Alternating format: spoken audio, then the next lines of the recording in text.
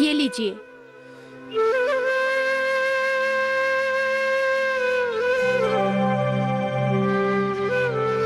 भैया, एक जरूरी बात कहनी थी।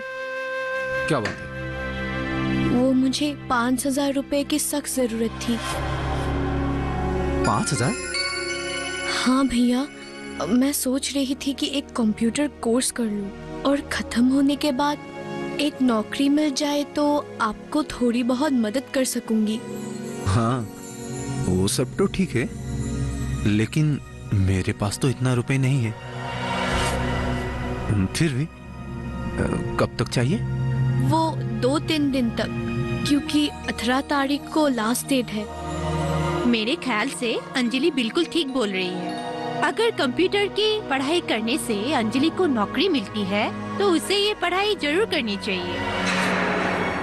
आप जैसे भी हो उसे पैसे का इंतजाम करके दीजिए। ठीक है,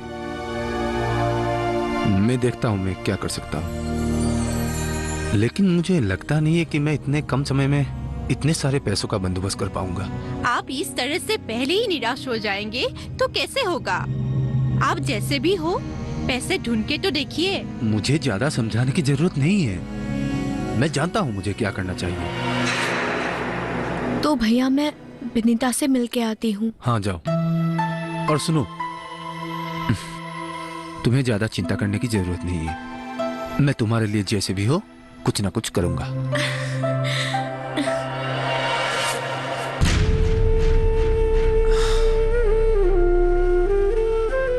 दिन ब दिन सभी की जरूरत बढ़ती जा रही है और मेरी कमाई घटती जा रही है। सिर्फ खेती के भरोसे पर चलने से कुछ नहीं होगा, मुझे कुछ ना कुछ करना ही होगा। हाँ, वो तो है, लेकिन करोगे क्या? वही तो सोच रहा हूँ। अंजलि, तूने कंप्यूटर कोर्स के बारे में क्या सोचा? सोचने को और क्या है? मतलब तू तो जानती ही है, मैं दिलो जान से एक कोर्स करना चाहती हूँ, लेकिन रुक क्यों गई? बोल। तू तो जानती ही है हमारे घर के हालात।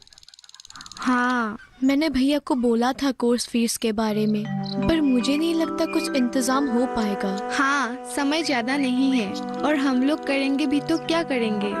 पिछले साल नई कोर्स का एडमिशन जुलाई महीने में ही हुआ था, इस साल जनवरी में हो रहा है और ये खबर भी हमें एक हफ्ता पहले मिली। हाँ, थोड़ी दिन पहले खबर मिल जाने से अच्छा होता, तब भैया भी कुछ कर पाते। जो भी हो, तुम दुखी मत हो, भगवान कुछ न कुछ रास्ता दिखाएंगे तुझे। इस बारे में तू ऋषभ से मदद मांग सकती है। मांग तो सकती हूँ, लेकिन अच्छा नहीं लगता उसे घरेलू मामले में मदद मांगने को। अगर उसे ऐसा लगा कि मैं उसे इस्तेमाल कर रही हूँ अपने फायदे के लिए तो? हाँ, ये भी बिल्कुल सही बोला। देखते हैं भैया क्या करते हैं। अगर कुछ इंतजाम नहीं हो पाया तब देखेंगे। चलो चलते हैं। हाँ चलो।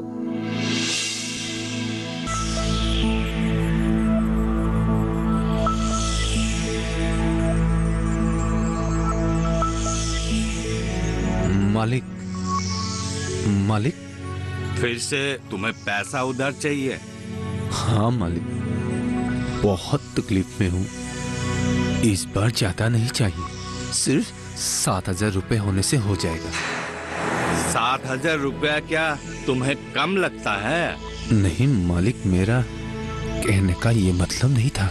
मुझे समझाने की कोई जरूरत नहीं है, मैं सब समझ गया। लेकिन तुम शायद एक बात भूल ही गए हो। क्या मालिक? आज तक जितना पैसा उधार लिया है तुमने पूरा चुकाया नहीं। याद है तुम्हें? मैं भूला नहीं हूँ मालिक, मुझे सब याद है। मैंने तो पहले के लगभग पूरे पैसे आपको वापस कर दिए थे, सिर्फ 3,000 ही बाकी है मालिक। तो पहले वो 3,000 दे दो, बाकी बाद में बात करेंगे। आप मुझे इस बार 7,000 रुपए उधार दीजिए, फिर पूरा 10,000 मैं ब्याज समेत आपको लौटा दूंगा। तुम क्या मुझे बेवकूफ समझ रहे हो कि बार बार तुम्हें उधार पे उधार देता रहूं? एक बात कान खोल कर सुन लो, जब तक तुम पहले का 3,000 वापस नहीं करोगे तब तक 1 रुपया भी उधार नहीं दूंगा। मालिक, ऐसा मत कीजिए मालिक, कुछ तो रहम कीजिए। मैं बहुत मुसीबत में हूँ। मैंने तुम्हें खुशहाल रखने के लिए ठेका नहीं ले रखा। जाओ तुम, मुझे बहुत काम है।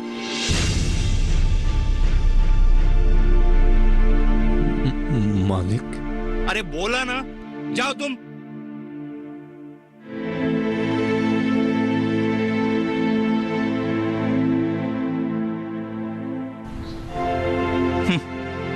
कहां से आ जाते हैं।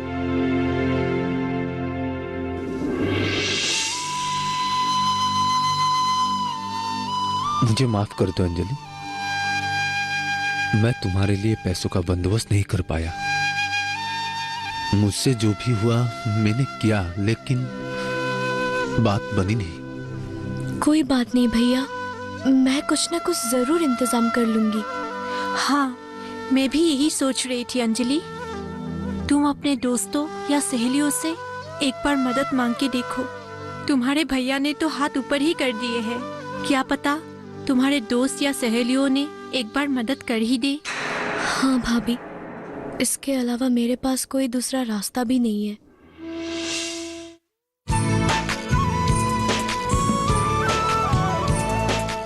जानेंगे क्या है किसानों का हाल। हम पहुंचेंगे आपके गांव। मिलेगा सरकारी योजनाओं का ज्ञान। जब लगेगी चौपाल, देखिए चौपाल चर्चा, सोमवार से शुक्रवार सुबह 9 बजे, सिर्फ दूरदर्शन किसान पर।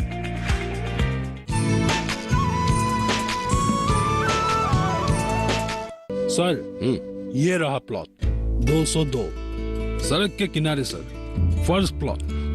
पोजीशन तो अच्छी है सर। ये जो जमीन है ना, अगर हम इसमें एक रिजॉर्ट बना लेते हैं तो सर हम पैसा गिनते गिनते थक जाएंगे।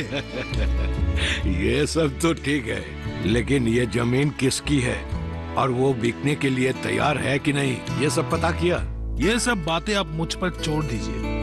आप एक बार बस हाँ कर दीजिए, बाकी के काम मैं अपने ढंग से निपटा लूंगा।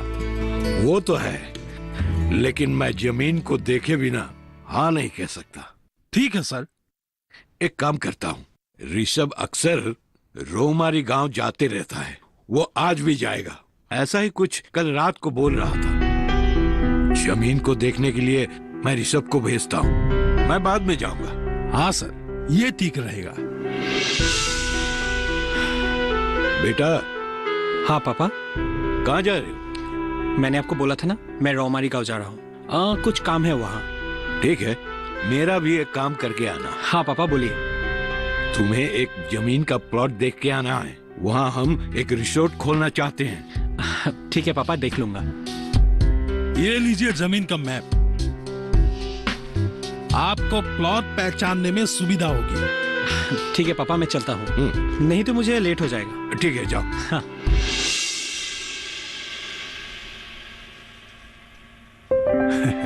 मुझे पूरा यकीन है सर, छोटे सर को भी ये जमीन जरूर पसंद आएगा। देखते हैं तुम्हारे बातों में कितना दम है।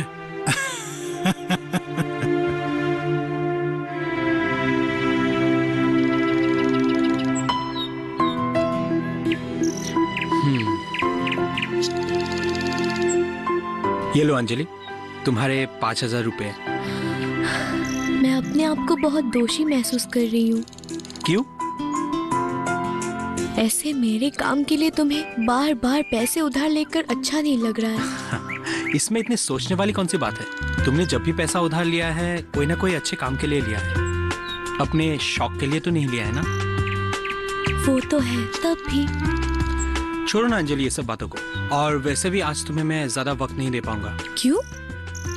पापा ने यहाँ तुम लोगों के गांव में एक जमीन का प्लॉट देखने भेजा है।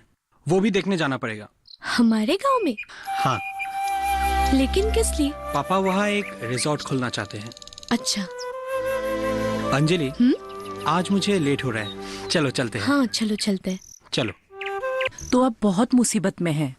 किसी तरह मैं अपने परिवार को चला रहा हूँ, लेकिन मुझे ऐसा लगता है कि खेती के ऊपर भरोसा करके मेरा जिंदगी सुधरने वालों में से नहीं है। मुझे कुछ दूसरा काम करना पड़ेगा। हाँ, आप खेती के साथ साथ कोई दूसरा धंधा कर सकते हैं, तब आपके हाथ में ज्यादा पैसे आएंगे। मैं भी यही सोच रहा हूँ, लेकिन करूँगा क्या? मेरे दिमाग में कुछ उपाय नहीं आ रहा है। धीरेन भैया, मैं एक सुझाव दूं? हाँ? बोलो तो। हमारे गांव में तीनियाली के पास जो एक खुला जमीन है, उसमें आप और 3-4 जन मिलके एक छोटा सा इंडस्ट्री खोल सकते हैं। इंडस्ट्री लगाने के लिए तो बहुत सारे पैसों की जरूरत पड़ेगी। हम लोग तो गरीब हैं, इतने सारे पैसे लाएंगे कहाँ से? अरे आप उसकी चिंता मत कीजिए। आजकल सरकार ऐसे छोटे इंडस्ट्री खोलने के लिए आप जैसे लोगों को लोन भी दे रहे हैं, और उन पैसों से आप कुछ भी धंधा शुरू कर सकते हैं, अच्छी जिंदगी बिता सकते हैं। लेकिन ये सब करने के लिए बहुत कुछ करना पड़ेगा। हम लोग तो ज्यादा पढ़े लिखे भी नहीं हैं, तो करेंगे कैसे? अरे भैया, वो सब मैं संभाल लूंगी। लोन कैसे पास करना है, उसके लिए क्या क्या काम करना है, वो सब मैं जानती हूँ। हाँ। आप कुछ लोगों को इकट्ठा कीजिए और एक गोट बना लीजिए। ठीक है, मैं आज से ही इस काम पे लग जाता हूँ। ठीक है। और सारे लोगों को इकट्ठा करके गोट बनाने के बाद ही मैं तुमसे मिलूंगा। ये ठीक रहेगा। हाँ, चलता हूँ। ठीक है।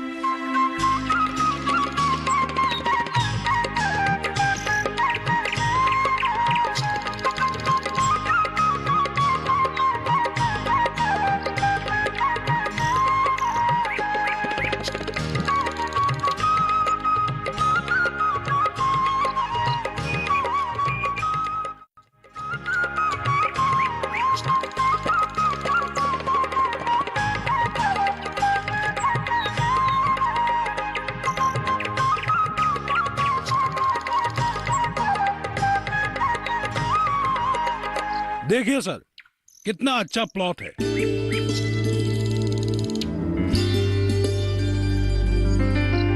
कलता, इस बार तुमने सचमुच बहुत अच्छी जमीन ढूंढी है।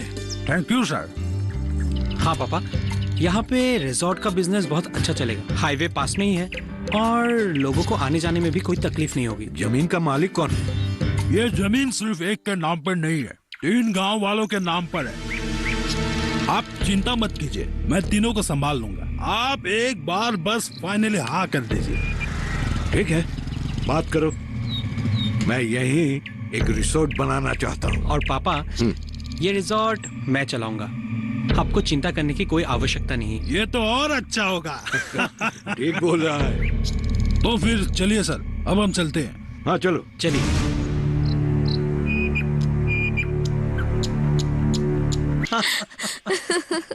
क्या हुआ ऋषभ, आज इतना खुश नजर आ रहे हो?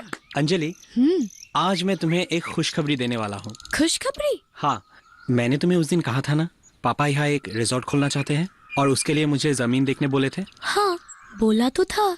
वो जमीन पापा को पसंद आ गई है। अब वहाँ एक रिजॉर्ट खुलेगा जो मैं चलाऊंगा और मैं हमेशा तुमसे मिल पाऊंगा। वाह, ये तो सच्ची में अच्छी खबर है। और सोच रहा हूँ कुछ दिनों बाद वहाँ एक खूबसूरत मकान बनाऊंगा अपने लिए। यहाँ? लेकिन क्यों? क्योंकि तभी तो हम शादी के बाद यहाँ आराम से रह पाएंगे और खूब मस्ती कर पाएंगे। और शादी के कुछ दिनों बाद हमारे 5 छोटे-छोटे बच्चे होंगे जो वहाँ खूब मस्ती करेंगे। तुम भी ना, पहले शादी तो हो जाने दो। हमारी शादी तो हर हाल में होगी और इतनी खूबसूरत बीवी कौन नहीं चाहेगा। छोड़ो भी, लोग देखेंगे तो क्या कहेंगे? हटाओ अपने हाथ। लोग क्या कहेंगे? वो कहेंगे ऋषभ अपने होने वाली पत्नी से कितना प्यार करता है। बदमाश।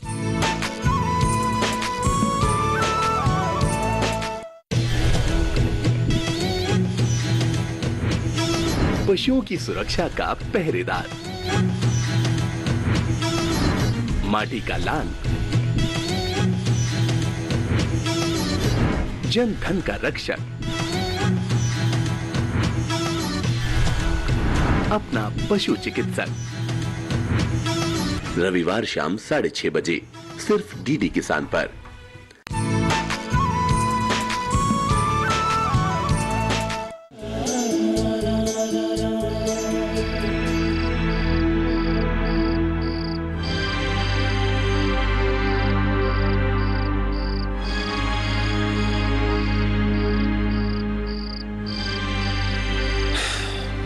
अंजलि, हाँ भैया। तेरे भाभी ने बोला है कि रंजीत चौधरी के बेटे ऋषभ तेरा अच्छा दोस्त है। हाँ भैया, हम एक ही कॉलेज में पढ़ते थे, तो जब भी वो हमारे गांव आता है तो मुझसे मिलके जाता है। अच्छी बात है। क्यों भैया, कुछ काम था उनसे? दरअसल अंजलि, तुम्हारे भैया उन लोगों के बारे में तुमसे कुछ पूछना चाहते हैं और कुछ नहीं। हाँ हाँ भैया, पूछिए। मैंने सुना है कि रंजीत चौधरी हमारे गांव में एक रिजॉर्ट बनाना चाहते हैं। इस बारे में ऋषभ ने तुम्हें कुछ बताया? हाँ भैया, उस दिन बोला था। कहाँ बनाना चाहते हैं वो रिजॉर्ट? वो 3 नाले के वो खाली मैदान में। ये उसी ने बताया तुम्हें? हाँ, और ये भी बताया कि वो खुद संभालेगा ये सब। लेकिन आपने ये सब क्यों पूछा? समय आने पे मैं तुम्हें सब कुछ बताऊंगा। ठीक है। सपना। हाँ? मुझे एक काम पे जाना है। अच्छा, जल्दी आइएगा। ठीक है।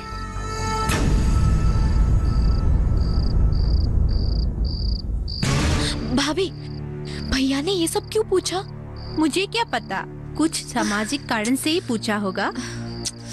लेकिन तुम फिक्र मत करो, भैया को तुम लोगों के रिश्ते के बारे में कुछ भी पता नहीं। आप भी ना भाभी। लेकिन मुझे सब पता है। तो ये बात है। आप लोग बिल्कुल चिंता मत कीजिए, मैं कुछ ना कुछ इंतजाम करती हूँ। लेकिन सुनीता, रंजीत चौधरी एक बहुत बड़ा व्यापारी है। अगर वो गांव वालों से जमीन खरीद ले तो हम लोग कुछ भी नहीं कर पाएंगे। हमने गांव वालों से पहले ही बात कर ली है। हमसे पूछे बिना ये लोग जमीन नहीं बेचेंगे।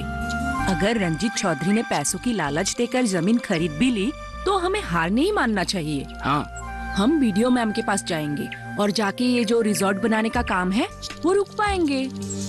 लेकिन धीरेन भैया, उससे पहले आप एक काम कर सकते हैं। क्या? आपने कहा था ना रंजीत चौधरी के बेटे के साथ अंजलि की अच्छी दोस्ती है। हाँ है।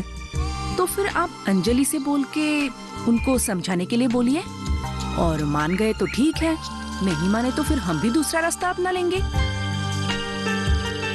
ठीक है। देखो अंजलि, तुम उसे समझाओ कि वो अपने पिता को समझाए कि उस जमीन पर वो लोग रिजॉर्ट ना खोले। हम लोग उस जमीन पर एक छोटा सा फैक्ट्री खोलना चाहते हैं अपनी खुद की रोजी रोटी के लिए। और अगर वो लोग वहां पर रिजॉर्ट खोल दे तो हम लोग ऐसे चुपचाप बैठने वालों में से नहीं है। तू समझ रही है ना मैं क्या कहना चाहता हूँ? हाँ भैया, मैं समझ रही हूँ। हाँ, अगर ये सब बातचीत में सुलझ जाए तो ठीक है, नहीं तो बाद में बहुत गड़बड़ हो सकता है। नहीं भैया, आप फिक्र मत कीजिए। मैं ऋषभ को पूरी तरह से समझाने की कोशिश करूंगी। लेकिन उनके पिताजी मानेंगे भी या नहीं? अरे क्यों नहीं मानेगा? उसके पिताजी ने तो उसे दायित्व दिया है रिजॉर्ट को संभालने के लिए। हाँ भैया, ये बात तो आपने बिल्कुल ठीक बोला है। ठीक है, तुम ऋषभ को अच्छी तरह से समझाओ। हाँ भैया, मैं कल ही मिलती हूँ ऋषभ को। मैं अभी चलता हूँ, मुझे एक मीटिंग पर जाना है। ठीक है।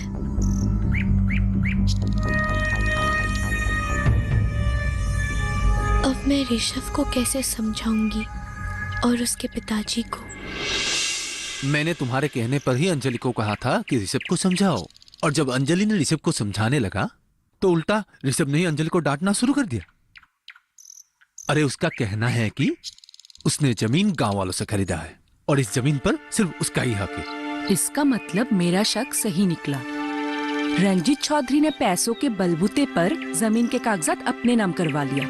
मैंने तुम्हें पहले ही कहा था कि ये रंजीत चौधरी बहुत ही पहुंचा हुआ खिलाड़ी है। इसमें गाँव वालों ने ही तो हमारे साथ धोखा किया। उन लोगों ने रंजीत चौधरी का ही साथ दिया। अरे भाई, आजकल पैसा ही सब कुछ है। उन लोगों को मुंह मांगा कीमत मिला होगा तो उसे बेच दिया। अरे ऐसा भी तो हो सकता है कि गांव वालों ने जमीन बेचा ही नहीं है। हाँ, हमें मैदान से हटाने के लिए ऋषभ ने ऐसे ही हवा में तीर छोड़ दिया है। ये भी हो सकता है, लेकिन जो भी हो हमें जल्द से जल्द बीडीओ मैम से मिलके इस बारे में सारी बातें कर लेनी चाहिए, ताकि बाद में देर ना हो जाए। हाँ। ठीक है, तो तुम बताओ हमें कब चलना है? हम तैयार हैं। पहले मैं एक बार मैम से मिलके बात कर लेती हूँ, उसके बाद बताती हूँ। ठीक है, हम चलते हैं। ठीक है, चलो चलो।